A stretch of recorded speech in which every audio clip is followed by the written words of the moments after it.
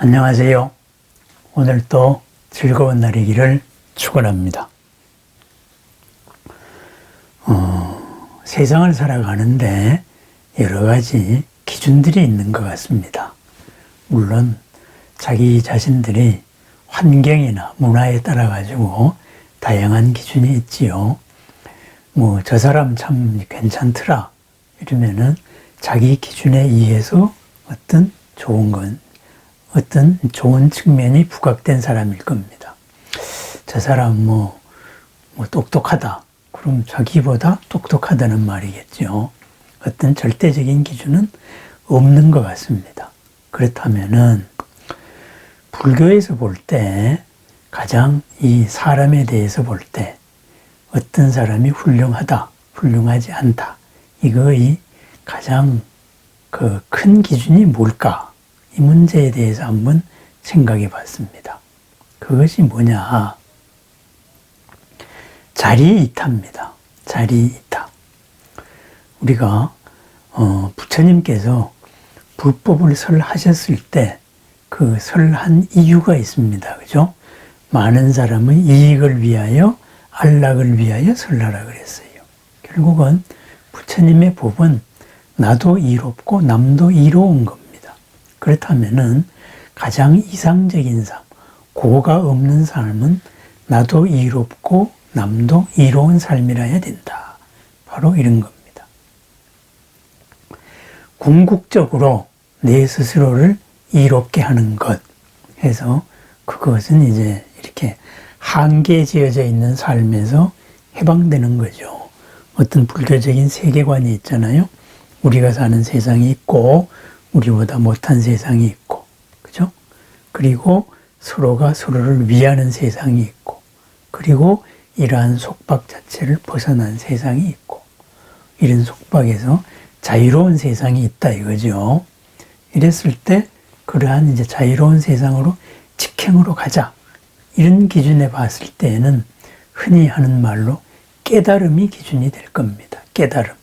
얼마나 깨달았느냐. 깨달음. 결국은 거기에 이르는 여러 선정 체험에서 어디까지 해봤느냐. 이것이 아마 그 사람 훌륭하다, 훌륭하지 않다. 이런 기준도 있을 거예요. 그렇지만은 이 부처님의 생애를 볼 때나 또 이제 대승불교에서 볼 때에는 기준은 조금 다릅니다. 선정 체험을 했다 그래가지고 깨달음으로 완성된 것이 아니다 이거죠. 그죠? 우리 삶의 현장에서 완성돼야 된다. 더불어 같이 가야 된다. 그래서 대승이라 그랬습니다. 그래서 더불어 같이 사는 삶을 중요시 여기는 삶입니다. 그러면은 더불어 같이 가는 삶 바로 뭐예요? 그죠? 서로가 서로를 이롭게 하는 겁니다. 서로가 서로를 안락하게 해줘야 되는 겁니다. 그죠? 서로 이로운 존재가 돼야 된다. 안락한 존재가 돼야 된다. 이것이 대승불교에서의 삶을 바라보는 기준이 될 거예요. 그러면 어떤 사람이 저 사람 수행해가지고 어떤 체험까지 했어. 그럼 그렇게 훌륭하게 사시라 그래요. 그죠? 그 혼자 그렇게 살다 가시면 됩니다. 부처님께서는 그러지 않으셨잖아요. 부처님께서는 대도를 이루신 다음에 이 가르침을 설할까? 설하지 말고 그냥 열반에 들까? 이렇게 생각을 하셨을 때 보험천이 와서 설법을 청했잖아요. 그래서 설법을 하시기로 했습니다. 그 다음의 부처님의 삶이 어때요? 아주 화롭게 사셨습니까? 적대적인 두 나라의 왕들도 같이 귀한 부처님이었지만은 45년 부처님의 삶은 참 누구한테나 이로운 삶이었어요. 그죠? 모든 사람의 고를 풀어주는 거. 이로움이 뭐예요? 고를 풀어주는 겁니다. 그러한 그 사람을 평안하게 해준 삶을 살았어요. 그러면은 그 사람들을 평안하게 해주는 삶, 열린 마음으로서 더불어 같이 더 큰 나로서 살아가는 삶을 살아간다면은 그러한 삶의 궁극적인 결과가 바로 깨달음이라는 것으로 이름으로 완성이 되는 겁니다. 깨달음은 뭘 알았다. 이런 어떤 목적의 대상이 아니다. 이 말이죠. 그죠? 그렇습니다. 그런 삶이 가장 이상적인 삶입니다. 그래서 스스로를 보살이라 그랬습니다. 보디사트와 해서 깨달은 중생도 되고 깨달으려고 하는 중생도 됩니다. 그럼 깨달으려고 하는 사람은 뭐예요? 항상 깨어있는 사람입니다. 보디로서 깨어있는 사람. 내 자신의 주인이 되는 사람입니다. 내 업의 주인의 자리를 양보하지 않습니다. 선정 체험이나 이런 체험을 좋아하는 사람들 보면은 오묘한 체험을 한 사람들은 세상에 많습니다. 그런데 그 오묘한 체험을 한 사람이 어떤 순간에 화를 내거나 휩쓸려가지고 어떤 상황에 휩쓸리는 것을 보게 됩니다. 결국은 그 체험 자체도 업의 한 영역이었다. 바로 그렇게밖에 볼 수가 없는 것이죠. 그것은 스스로의 체험을 그렇게 고백하고 있는 겁니다. 스스로가 최고라고 하는 수행을 자기 스스로 행동으로 그렇게 표현을 하고 있는 것이죠. 그렇다면은 보살의 기준에서 봤을 때 어떤 사람이 부처님에로 가까이 갔느냐? 결국은 뭐예요? 얼마나 많은 사람을 이롭게 해줬느냐?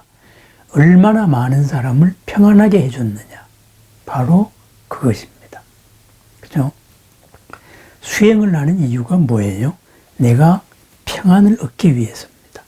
내 평안을 얻은 만큼 내 평안이 남에게 전달됩니다. 내 마음의 깊이만큼, 내 마음의 넓이만큼 바로 이웃에 축원을 해주는 겁니다. 그죠? 거기에는 이 현실을 살아가는 보살도 있고 또는 출가한 보살도 있습니다. 무소유로 살아가는 보살도 있습니다.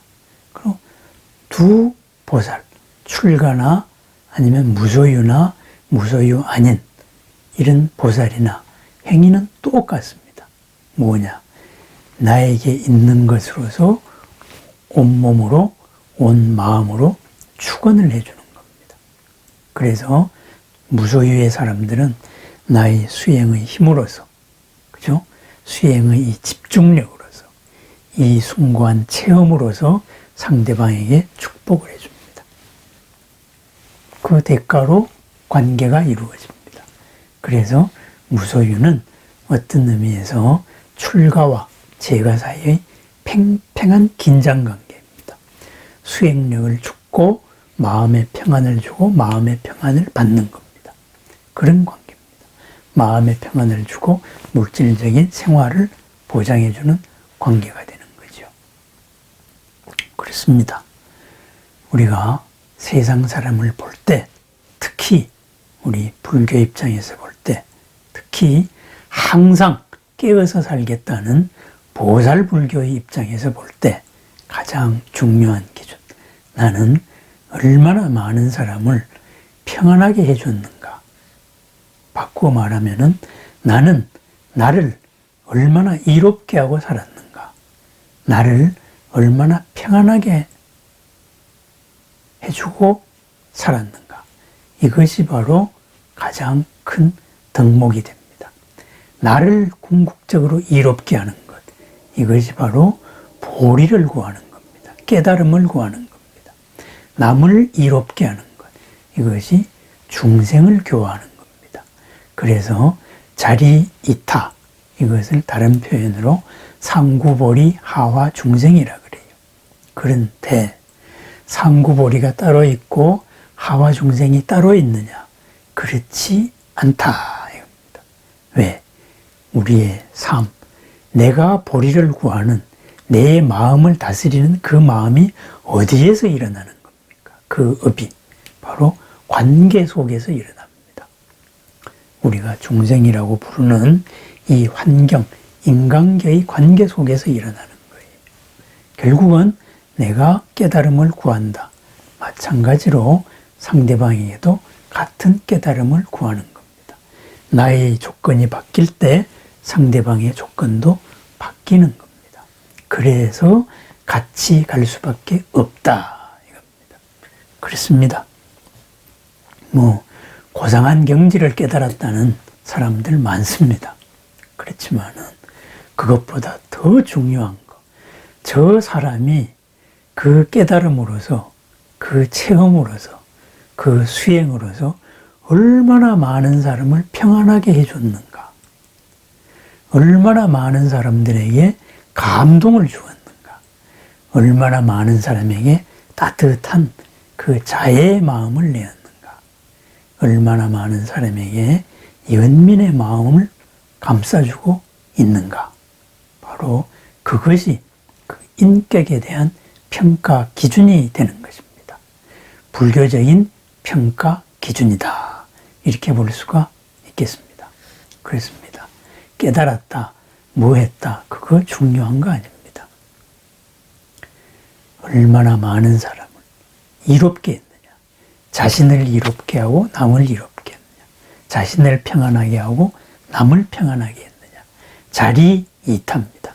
자리가 있고 이타가 있는 게 아니고 연기적인 하나의 두 측면이기 때문에 바로 동시적인 개념입니다. 그렇습니다. 자리이타. 나를 이롭게 하고 남을 이롭게 했느냐. 나를 평안하게 하고 남을 평안하게 했느냐. 그것이 바로 불교적인 인격의 한 척도다. 이렇게 바라보면 되겠습니다. 사회적으로 말하는 여러 가지 가치라든가 체제에 대한 어떤 고집이라든가 이런 것은 크게 중요한 게 아닙니다. 왜? 그것은 시대에 따라서 바뀌는 겁니다. 자리이타의 기준 위에서 상황에 나타나는 것일 뿐입니다. 그것이 우선이 돼서 자리이타가 그 하위 개념이 아니다. 이런 말이 되겠습니다. 자리이타의 삶. 저는 제가 세상을 보는 기준도 그렇습니다. 얼마나 훌륭한 사람인가. 저 사람은 자신의 삶으로서 얼마나 많은 사람을 평안하게 했는가. 얼마나 많은 사람에게 보람을 주었는가. 희망을 주었는가. 얼마나 많은 사람에게 따뜻한 마음을 베풀었는가. 그것이 삶의 기준입니다. 인격의 기준입니다. 가장 궁극의 존재. 바로 역사적으로 45년 부처님으로 사셨던 부처님의 삶이었습니다. 스스로 반성을 많이 해보게 됩니다. 오늘 하루 내가 얼마나 많은 사람에게 평안을 주었는가, 불안을 주지는 않았는가, 해로움을 주지는 않았는가, 항상 살피고 또 살펴야 될 일입니다. 나도 이롭고 남도 이로운, 나도 평안하고 남도 평안한, 걸림없는 행복한, 그리하여서 보람 가득한, 공덕 가득한 하루를 축원합니다. 나도 남도 이로운 보살의 삶을 축원합니다.